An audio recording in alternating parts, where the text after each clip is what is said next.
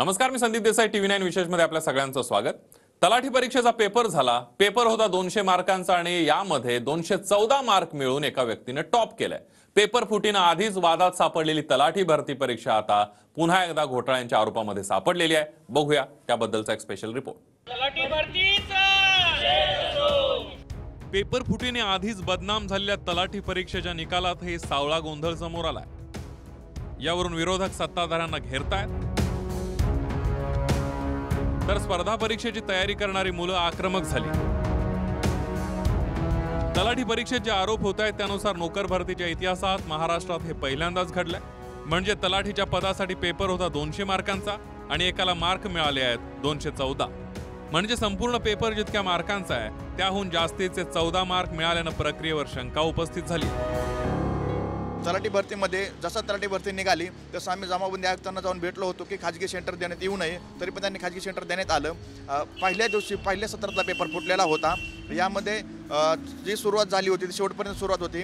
राज्यामध्ये अनेक ठिकाणी पेपर फुटला, 7 ठिकाणी तक्रार दाखल आहेत, आरोपींना अटक आहे। असं असताना देखील फडणवीस साहेब काल म्हणले की पेपर नाही का फुटीची आम्हाला ही द्या, माहिती द्या किंवा तपशील द्या। गृह विभाग तुमच्याकडेच आहे साहेब, तुम्ही थोडी पोलिसांकडून माहिती मागितली तर बरं होईल। सर्वात आधी काँग्रेसच्या वडेट्टीवारांनी याबाबत ट्विट करून घोटाळ्यांचे आरोप केले। मात्र परीक्षा पारदर्शक झाल्या, जर गैरव्यवहार झाला असेल तर विरोधकांनी पुरावे द्यावेत असं गृहमंत्री फडणवीस म्हणाले। तर विखेंनी हे आरोप फेटाळत अधिक माहिती घेऊन बोलेन असं उत्तर दिलंय। विजय वडेट्टीवारांनी कुठलाही पुरावा दिला तर निश्चित आम्ही चौकशी करू। नुसत्या स्टेटमेंट्सनी चौकशी करता येत नाही। ट्रान्सपरंट पद्धतीने आम्ही या ठिकाणी पूर्णपणे सगळ्या परीक्षा कंडक्ट केल्या आहेत, पण कुठल्याही परीक्षेत कोणीही जर पुरावा दिला तर ती परीक्षाही रद्द केली जाईल। देवेंद्र फडणवीस यांनी एकदा जो एव्हिडन्स ॲक्ट आहे तो वाचावा। पुराव्याची व्याख्या त्यांनी नवीन काय बनवली का? देशाचं संविधान बदललं आहे का? आणि पुरावा म्हणजे काय? एवढे शेकडो पुरत रस्त्यावरती उतरत आहेत, विरोधी पक्ष आवाज देतो आहे, पुरावे देतो आहे, त्यांना पुरावा म्हणजे काय हवं आहे हे समजून घ्या। हे इतके निर्लज्ज लोक आहेत सरकारचे, हे पुरावे मागतायत अशा गोष्टीमध्ये। त्यांना काय पुरावे हवे आहेत? उद्या म्हणतील महाराष्ट्र निर्माण झाला हा पुरावा द्या, तुम्ही मराठी आहात हा पुरावा द्या, अख्खा महाराष्ट्र लुटला जातोय, गुजरातला जातोय, पुरावा द्या। अरे डोळ्यासमोर तुमच्या लुटला जातोय, तुमच्या डोळ्यात क्या खाचा झाल्यात डोळ्याच्या। लोकांनी जे आरोप केले ते पूर्णतः तथ्यहीन आहे, त्यात कुठलं सत्य नाही आहे।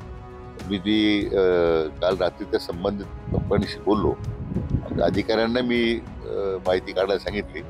मला वाटतं त्याची अधिक स्पष्टता येण्यासाठी मीच त्याबद्दल खरंच बोलणार आहे माध्यमांशी, पण एकदा माहिती उपलब्ध येऊ देत आणि मला वाटतं मग अधिक स्पष्टता येईल। तलाठीच्या पदासाठी 200 मार्कांचा पेपर असूनही 214 मार्क कसे पडले यावरून आक्षेप आहेत। यावर सरकारच्या अधिकाऱ्यांनी म्हटलंय की आम्ही सामान्यकृत गुणपद्धती वापरली आहे, म्हणजे एखाद्या उत्तरावरून विद्यार्थ्यांनी आकलन क्षमता पाहून त्याला जास्तीचे गुण दिले गेलेत, त्यामुळेच पेपरच्या मार्कांहून अधिकचे मार्क दिसतात। जरी समजा सरकारची ही बाजू ग्राह्य धरली तरी दुसरा मोठा आक्षेप तलाठी परीक्षेत टॉपर आलेल्या व्यक्तीवर आहे। तलाठी भरतीच्या 14 दिवसांपूर्वी वनरक्षक भरतीची परीक्षा झाली, त्यात एका व्यक्तीला 200 पैकी अवघे 54 मार्क पडले।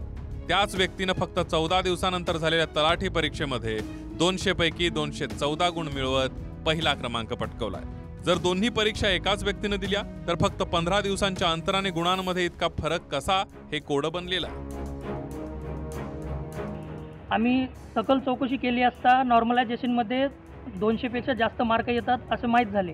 ठीक आहे, ते ठीक आहे, परंतु त्याच मुलीने जे 214 मार्क घेणारी मुलगी आहे त्याच मुलीने 15 दिवसा पहिला जो फॉरेस्टचा पेपर दिला होता, 120 मार्काच्या पेपरमध्ये तिला 54 मार्क आहेत आणि इकडे तलाठी भरती 15 दिवसानंतरच दिल्यानंतर ती महाराष्ट्रामध्ये टॉपर आहे।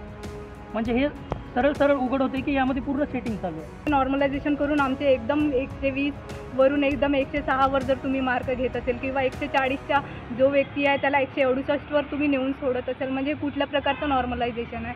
परीक्षेमध्ये प्रचंड प्रमाणात घोटाळे झाले आहेत। नॉर्मलायझेशन मध्ये घोटाळा झालेला आहे। पेपरमध्ये चालू असताना जवळपास 7 एफआयआर नोंद झालेला आहे पेपर फुटीवर। यावरून भरती कशी झाली असेल हे समजून घ्या असं म्हणत स्पर्धा परीक्षा समन्वय समितीने अनेक मागण्या केल्या। आक्षेप आहे की तलाठी परीक्षेत 99% जागा विकल्या गेल्या. निवड झालेल्या सर्वांची चौकशी व्हावी. विद्यार्थ्यांनी कोणत्या सेंटरवर पेपर दिले आणि परीक्षेचं CCTV जाहीर व्हावं अशी मागणी करण्यात आली. मुळात निकालाच्या आधीपासूनच ही तलाठी परीक्षा वादात होती. सरकार जरी पारदर्शक पद्धतीनं परीक्षा घेतल्याचं सांगत असेल तर पेपरच्या दिवशीच नागपूर आणि नाशिकमध्ये भरतीचा पेपर फुटला होता. प्रश्नपत्रिकेचं केंद्र नागपूर होतं. आधी नागपूर आणि त्यानंतर नाशिकमधून पेपर फुटीची बातमी समोर आली होती. आधीच नोकर भरतीची तयारी करून करून विद्यार्थी बेजार झालेत. ज्या नोकर भरत्या निघतायत त्या घोटाळ्यानं वादात राहतायत आणि दुसरीकडे स्पर्धा वाढत चालली आहे. उदाहरणार्थ यावेळेला 4644 तलाठी पदांसाठी परीक्षा होती. त्यासाठी एकूण अर्ज आले 10,41,713. वरून सरकारनं फी म्हणून 1,000 रुपये आकारले. याला तीव्र विरोध झाला. मात्र मुलांमध्ये परीक्षेचं गांभीर्य राहावं म्हणून फडणवीसांनी हा निर्णय कायम ठेवला. 10,41,713 मुलं गुणिले प्रत्येकी 1,000 म्हणजे भरती घेणाऱ्या कंपनीला फक्त परीक्षा फी मधून 110 कोटी रुपये मिळाले. दैनिक लोकसत्ताच्या बातमीनुसार सरकारने एकूण 75,000 भरती प्रक्रियेचा कार्यक्रम जाहीर केला. यासाठी जवळपास 1 कोटी अर्ज येण्याची शक्यता आहे. हाच हिशेब लावला तर सरकारकडे फक्त परीक्षेची फी म्हणून 1,000 कोटींचा महसूल जमा होईल. 1,000 रुपये देऊन आम्ही पेपर दिलेले आहेत. फक्त 1-2च पेपर पुरते आम्हाला पैसे मिळालेत. कारण तर हे 1,000 रुपये आम्हाला परवडण्याजोगे नव्हते. तर माझी अशी विनंती आहे की सरकारने हे सर्व परीक्षेची फीस कमी करावी.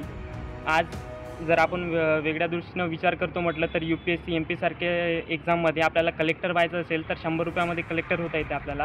पण साधं चपरासी व्हायला आज आपल्याला 1,000 रुपये देऊन पेपर द्यावे लागतात. मात्र मुद्दा परीक्षा शुल्काचाही नसून पेपर फुटी आणि घोटाळ्याच्या बातम्यांना कधी ब्रेक लागणार हा आहे. अभिजित पोते, TV9 मराठी, पुणे.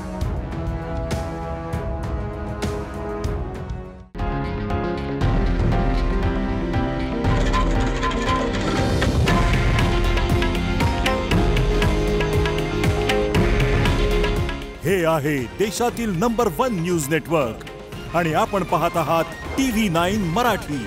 काळजी तुमची, हित महाराष्ट्राचं.